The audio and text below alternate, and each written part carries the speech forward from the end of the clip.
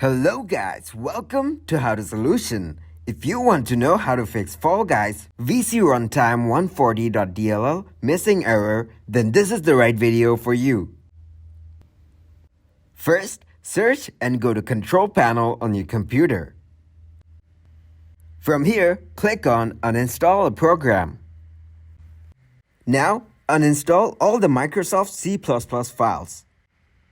After that, get out and then open your browser.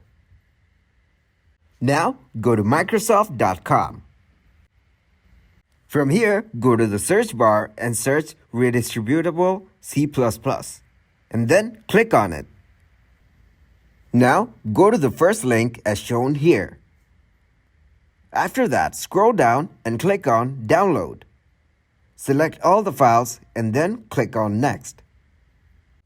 After the download is complete, locate the files on your computer. Then click on VC Redist. Now agree to the terms and conditions and click on Install. Install both the files like this. After it's done, just restart your computer. And it's done. That is it for this video. Please leave a like and subscribe to the channel for more tutorials like this. Thanks for watching. Goodbye.